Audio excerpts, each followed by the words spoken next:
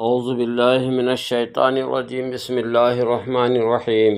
ان اللہ ملائکتہ یصلون علی النبی یا ایھا الذین آمنوا صلوا علیہ وسلموا تسلیما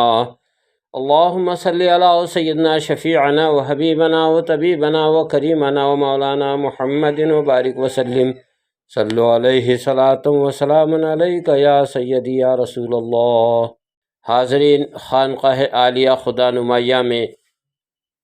مدار العالمین حضرت شاہ بدیع الدین زندہ شمدار رحمۃ اللہ تعالیٰ علیہ کی زندگی مبارک اور آپ کے مقدس سفر اور آپ کے قیام کے سلسلے میں تفصیل سے گفتگو جاری ہے۔ آپ حضرات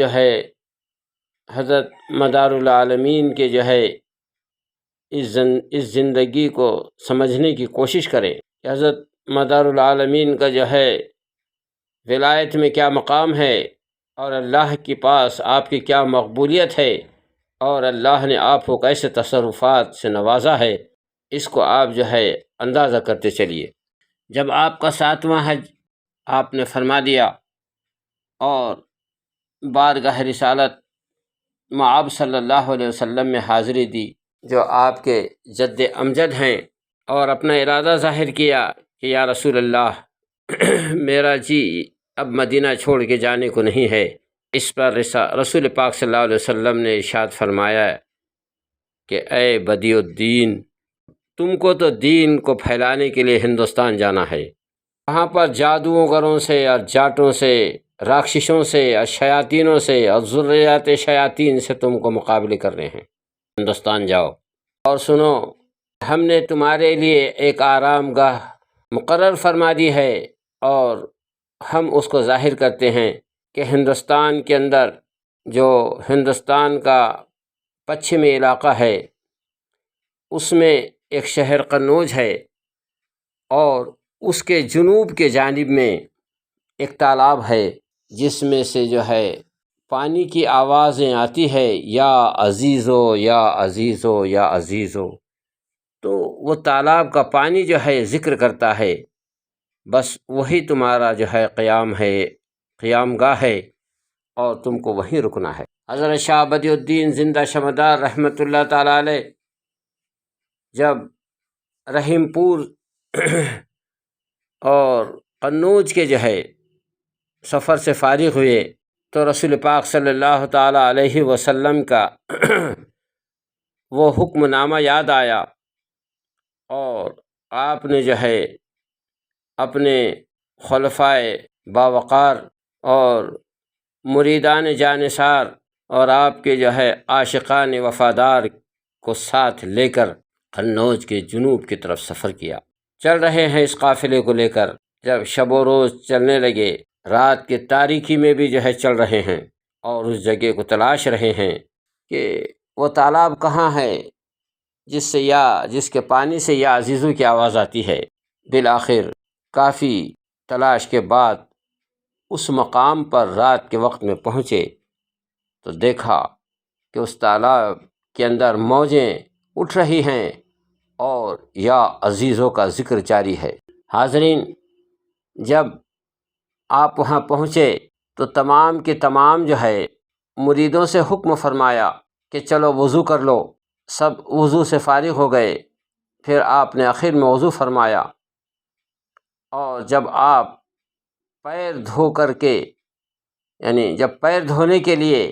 جب آپ نے اپنے پائے مقدس اس تالاب میں رکھے اور آپ نے پیر دھل دیا، بس پیر دھلنا ہی تھا کہ اس تالاب کا پورا کی پورا پانی خشک ہو گیا۔ حضرت شاہ بدیع الدین زندہ شمدار رحمۃ اللہ تعالیٰ علیہ نے جب اپنے قدم اس تالاب میں رکھے تو تالاب کا پانی پورا خشک ہو گیا، اور اجمیر میں غریب نواز نے جب کاسا انا ساگر کو بتایا تو پورا انا ساگر آپ کے کاسے میں آ گیا۔ یہ ہے اللہ کے ولیوں کا تصرف۔ اور وہ تالاب ایک خشک زمین اور گھنا جنگل بن گیا۔ جب صبح ہوئی تو آپ کے جو مریدین اور خلفاء اور جانثار تھے، انہوں نے جو ہے اس جنگل کو کاٹنا شروع کر دیا،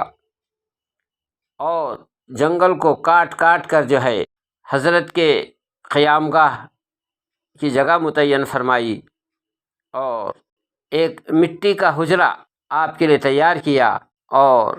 آپ سے جو ہے تھوڑے فاصلے پر، یعنی 40 قدم پر، سبوں نے جو ہے اپنے اپنے بھی جو ہے وہ گھاس اور پھوس کے حجرے تیار کر لیے۔ حضرت کا حجرہ مٹی کا تھا، اور ان لوگوں کے حجرے جو تھے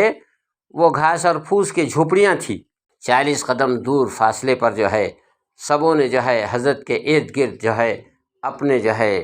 حجرے تیار کر لیے۔ حاضرین، جب حجرے تیار ہو گئے تو حضرت مدار العالمین رحمۃ اللہ علیہ نے جو ہے اپنے مریدین سے فرمایا کہ تم لوگ اپنے اپنے عبادت گاہوں کے اندر شفٹ ہو جاؤ۔ حضرت مدار العالمین کو یہ علم ہوا کہ یہ جو زمین ہے جو ہمیں دی گئی ہے، وہ زمین شیاطینوں کی زمین ہے،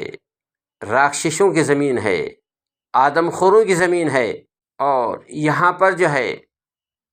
بڑے بڑے رکس اور دیونیاں اور بڑے بڑے جو ہے یہاں پر شیاطین جو ہے رہتے ہیں، اور ان سب کا جو ہے سردار اور استاد تھا، اس کا نام تھا مکندیو۔ جب مکندیو کو یہ خبر ہوئی کہ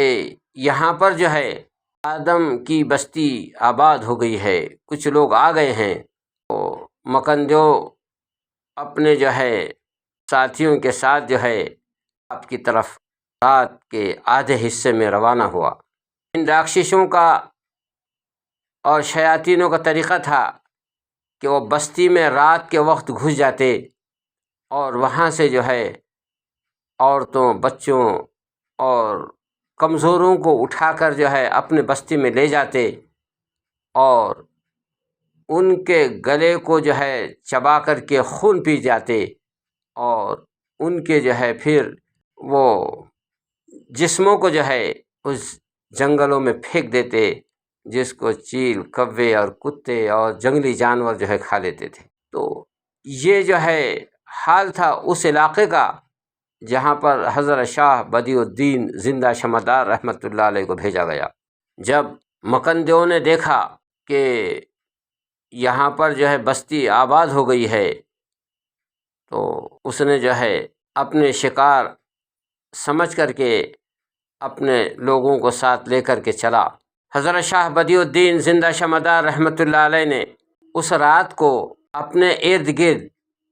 40 قدم کے فاصلے کا چاروں طرف گولائی کے اندر ایک حصار باندھ دیا، اور جو جنوں کا سردار ہے جنوں کے سردار کو بلایا، اور جنوں کے سردار کو بلا کر کے کہا کہ تمہارے موکلین کے ساتھ تم حاضر ہو جاؤ، اور پھر تمام ان کے موکلین کے ساتھ حضرت شاہ بدیع الدین زندہ شمعدار رحمۃ اللہ علیہ نے جو ہے اس کو حکم دیا، اور وہ جو ہے حکم پا کر حضرت مدار العالمین کے حکم پر اس شاہ اجنہ عماد الملک نے اپنے جو موکلین تھے ان کو پہرے پر جو ہے چاروں طرف کھڑا کر دیا، اور کھڑا کرنے کے بعد میں حضرت کی بارگاہ میں عرض کیا کہ حضور، میرے سپاہی جو ہے آپ کے حصار کے چاروں طرف کھڑے ہوئے ہیں۔ تو آپ نے جو ہے پھر عبادت کے اندر عبادت کے لیے مصلی بچھایا، اور آپ عبادت میں مشغول ہو گئے۔ آدھی رات ہوئی، تو آدھی رات پر مکندیو اپنی فوج کے ساتھ اس طرف آیا جہاں پر حضرت شاہ بدیع الدین زندہ شمعدار رحمۃ اللہ علیہ نے جو ہے اپنے حجرے اور جھوپڑیاں بنا کر کے رکے ہوئے تھے۔ جیسے ہی جو ہے حضرت کے سامنے آیا تو دیکھا اس نے کہ ایک انسان ہے جو بے خوف و خطر جو ہے بیٹھا ہوا ہے، اور میری وحشت اور دہشت اور خوف اور میرے چیخ اور پکار اور میری لرزا دینے والی آوازوں سے اس کو کوئی خوف اور خطرہ نہیں ہے۔ وہ بڑے غرور و تکبر کے ساتھ جو ہے حضرت شاہ بدیع الدین زندہ شمعدار رحمۃ اللہ تعالی علیہ کی طرف جو ہے لپکا کہ جا کر کے جو ہے آپ کو راستے سے اٹھا کر کے ایک کنکری کی طرح سے پھینک دوں، لیکن اس کو یہ معلوم نہیں تھا کہ اس کا کیا حال ہوگا۔ انشاءاللہ اس پر ہم اگلی گفتگو کل کریں گے۔ وآخر الدعوانا ان الحمد للہ رب العالمین۔ استغفر اللہ ربی من کل ذنب واتوب الیہ۔